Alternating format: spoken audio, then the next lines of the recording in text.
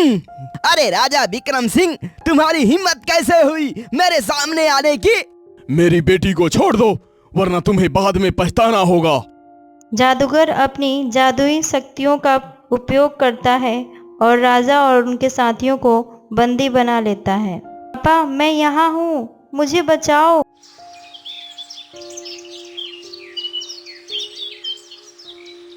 यह कहानी है एक ऐसे राज्य की जहाँ खुशहाली और समृद्धि का साम्राज्य था। राजा विक्रम सिंह अपनी प्रजा के लिए हर संभव प्रयास करते थे। उनकी पत्नी रानी चंद्रमुखी और उनकी बेटी राजकुमारी सुरेखा राज्य की शान थी। लेकिन इस खुशहाली के पीछे छुपा हुआ था एक गहरा रहस्य जो धीरे धीरे उजागर होने वाला था। यह कहानी है भाग्य में लिखे दुख की, जिसे टालना किसी के बस में नहीं था।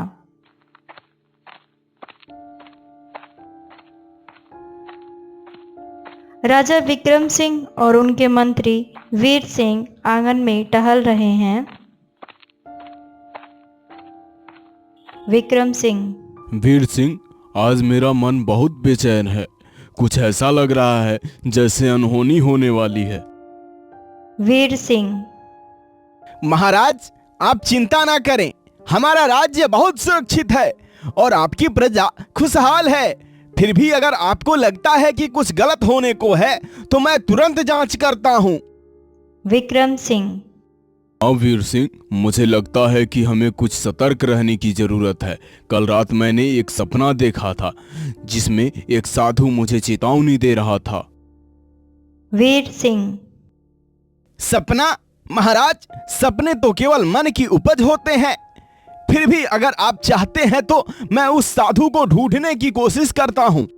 विक्रम सिंह: हाँ करो, मुझे लगता है कि वह साधु हमारे राज्य के लिए कोई महत्वपूर्ण संदेश लेकर आया है। साधु वाल्मीकि अपनी कुटिया में बैठे हैं। उनके सामने एक अग्नि जल रही है। वाल्मीकि: हे अग्निदेव, तुम्हारी लपटों में छुपा है सत्य। क्या तुम मुझे बता सकते हो कि आने वाले समय में इससे राज्य का क्या होगा? अग्नि की लपटें तेज हो जाती हैं और वाल्मीकि को एक दृश्य दिखाई देता है। वाल्मीकि: यह क्या? राजा विक्रम सिंह का परिवार संकट में है। हे प्रभु, यह कैसे संभव है? वाल्मीकि तुरंत उठते हैं और राजमहल की ओर चल पड़ते हैं। राजा विक्रम सिंह और रानी चंद्रमुखी अपने कक्ष में बैठे हैं। राजकुमारी सुरेखा अपने खरगोश मिट्ठू के साथ खेल रही है।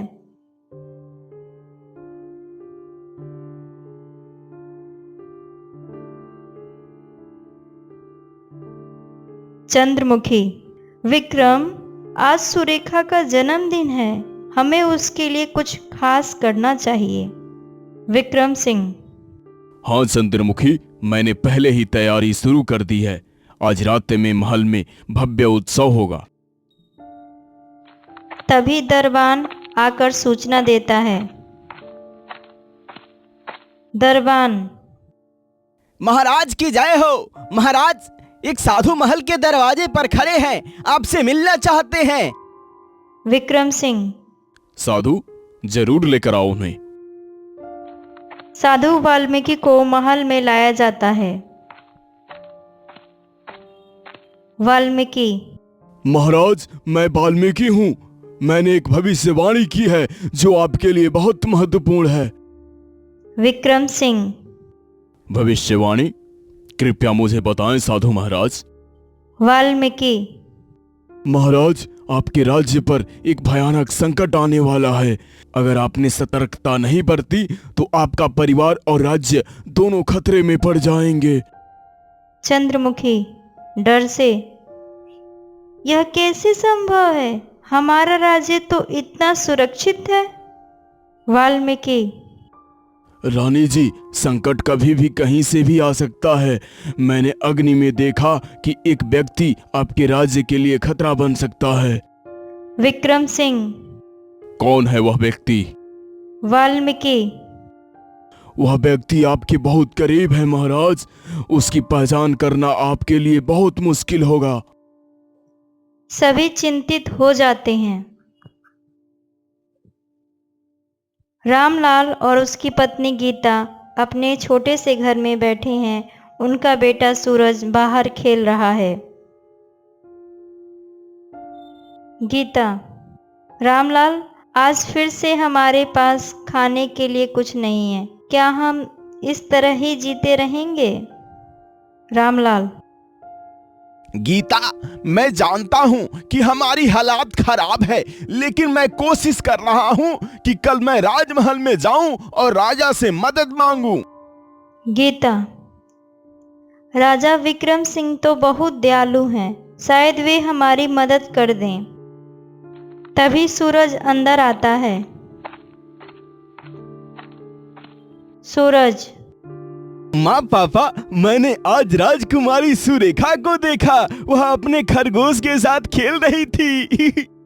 रामलाल।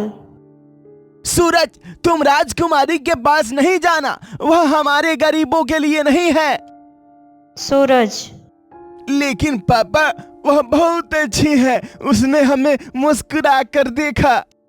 गीता, चलो सूरज, अब तुम सो जाओ, कल नई उम्मीदों के साथ उठना है।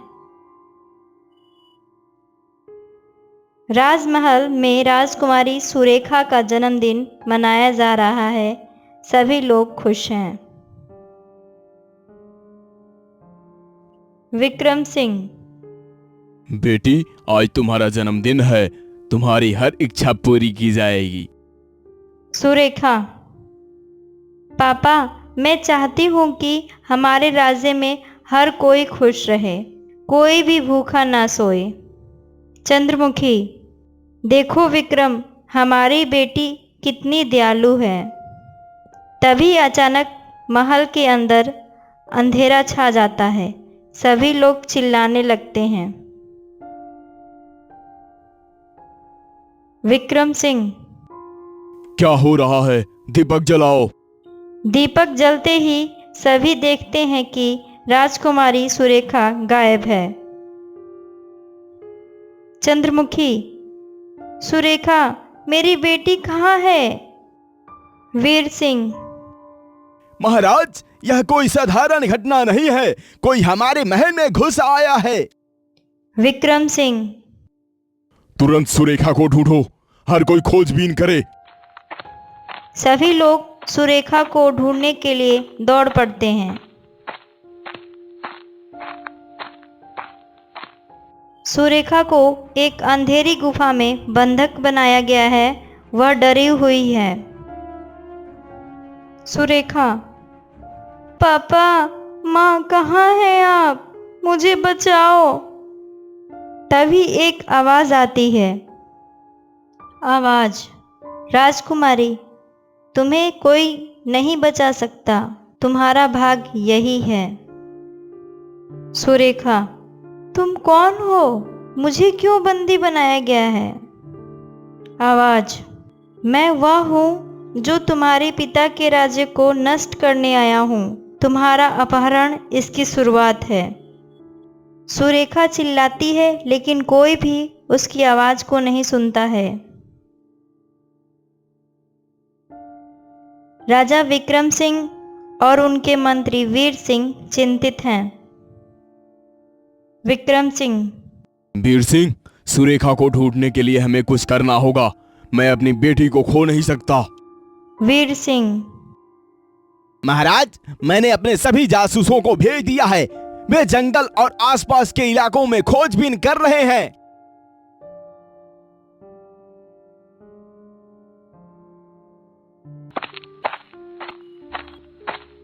तभी साधु वाल्मीकि वहां आते हैं। वाल्मीकि। महाराज, मैंने सुरेखा के बारे में एक संकेत पाया है। वह जंगल की एक गुफा में है। विक्रम सिंह। तो फिर क्या देरी है, चलो उसे बचाने चलते हैं। वाल्मीकि। लेकिन महाराज, यह कोई साधारण गुफा नहीं है। वह एक शक्तिशाली जादूगर है जो सुरेखा को बंदी बनाए हुए है। वीर सिंह। तो फिर हमें क्या करना चाहिए? वाल्मीकि।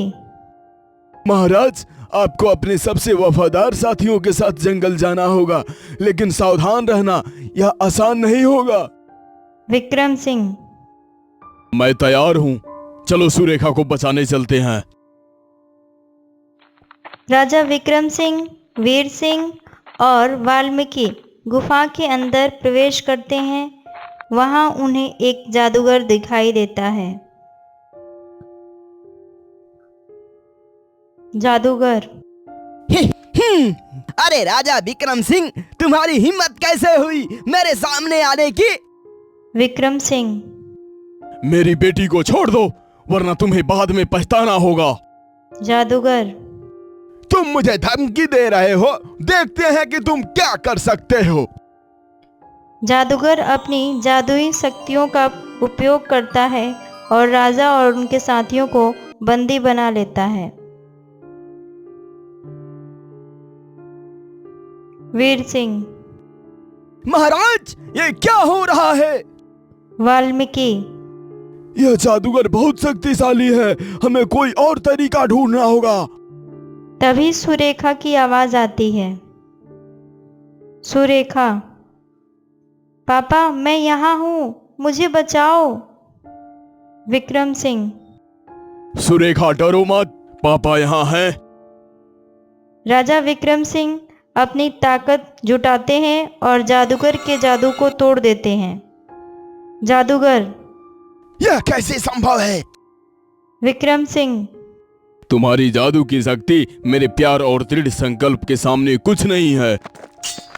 राजा विक्रम सिंह जादूगर को हरा देते हैं और सुरेखा को बचा लेते हैं। राजा विक्रम सिंह और उनका परिवार सुरक्षित वापस आ जाता है। चंद्रमुखी सुरेखा को गले लगाते हुए, मेरी बेटी, तुम सुरक्षित हो, यही सबसे बड़ी खुशी है। सुरेखा। माँ, मैं डर गई थी, लेकिन पापा ने मुझे बचा लिया। विक्रम सिंह। साधु महाराज, आपकी मदद के बिना यह कुछ संभव नहीं होता, मैं आपका आभारी हूँ। वाल्मीकि। महाराज, यह आपकी दृढ़ता और प्यार की शक्ति है जिसने सुरेखा को बचाया। मैं एक केवल मार्गदर्शक था। वीर सिंह। महाराज, अब हमें इस जादूगर के पीछे कौन है यह जानने की जरूरत है। विक्रम सिंह। हाँ वीर सिंह, यह सिर्फ शुरुआत है, हमें इस संकट के मूल तक पहुंचना है। राजा विक्रम सिंह और उनके मंत्री वीर सिंह जांच करते हैं और पाते हैं कि जादूगर के पीछे कोई और है। वीर सिंह। आज मुझे लगता है कि यह सब हमारे ही राज्य के किसी व्यक्ति की साजिश है। विक्रम सिंह। कौन हो सकता है वह? वीर सिंह। आज मैंने कुछ सुराग पाया है, लेकिन इसके लिए हमें और जांच करनी होगी। तभी रामलाल और उसका परिवार राजमहल में आता है। रामलाल। महाराज, मैंने जंगल में एक अजीब आदमी को देखा है, वह किसी जादूगर के जैसे लग रहा था। विक्रम सिंह। तुमने उसे देखा? कहाँ? रामलाल। महाराज, वह जंगल के उसी हिस्से में था जहां से हम लकड़ी लाते हैं। वीर सिंह। महाराज, यह हमारे लिए एक महत्वपूर्ण सुराग है, हमें तुरंत वहां जाना चाहिए। विक्रम सिंह। हाँ वीर सिंह, चलो इस रहस्य को सुलझाते हैं। राजा विक्रम सिंह और उनके साथी जंगल में उस स्थान पर पहुंचते हैं जहां रामलाल ने उस अजीब आदमी को देखा था। वहां उन्हें एक और जादूगर मिलता है। जादूगर। तुम फिर आ गए राजा विक्रम सिंह, लेकिन इस बार तुम्हें बचने का कोई रास्ता नहीं मिलेगा। विक्रम सिंह। तुम्हारी जादू की शक्ति मेरे सामने कुछ नहीं है, मैं तुम्हें रोक दूंगा। राजा विक्रम सिंह और जादूगर के बीच भयंकर युद्ध होता है। अंत में राजा विक्रम सिंह जादूगर को हरा देते हैं। जादूगर, तुम जीत गए राजा विक्रम सिंह, लेकिन यह युद्ध अभी खत्म नहीं हुआ है। विक्रम सिंह, तुम्हारे पीछे कौन है बता दो, वरना तुम्हें माफ नहीं किया जाएगा। जादूगर, तुम कभी नहीं जान पाओगे। जादूगर अपनी जान दे देता है। वीर सिंह, महाराज, यह सिर्फ शुरुआत थी, हमें और सतर्क रहने की जरूरत है।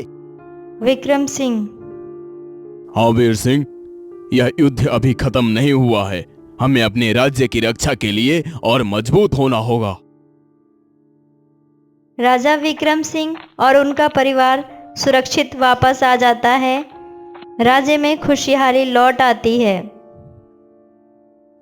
चंद्रमुखी, विक्रम, हमने इस कष्ट को पार कर लिया, लेकिन हमें भविष्य में सतर्क रहना होगा। विक्रम सिंह, हाँ चंद्रमुखी, यह हमारी जिम्मेदारी है कि हम अपने राज्य और परिवार की रक्षा स्वयं करें।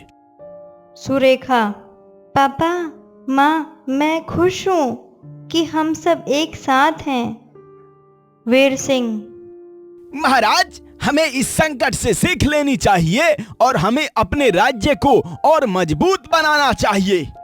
विक्रम सिंह, हाँ वीर सिंह, हमें अपनी गलतियों से सीखना होगा और भविष्य में और सतर्क रहना होगा। राजा विक्रम सिंह और उनका परिवार खुशी खुशी उत्सव मनाते हैं, लेकिन उन्हें पता है कि भविष्य में और भी चुनौतियां आ सकती हैं। यह कहानी हमें सिखाती है कि भाग्य में लिखा हुआ दुख कभी भी किसी के सामने आ सकता है, लेकिन अगर हम एकजुट होकर दृढ़ संकल्प के साथ काम करें तो किसी भी कष्ट को पार किया जा सकता है। राजा विक्रम सिंह और उनके परिवार ने यह साबित कर दिया कि प्यार और एकता की शक्ति किसी भी जादू से बड़ी होती है।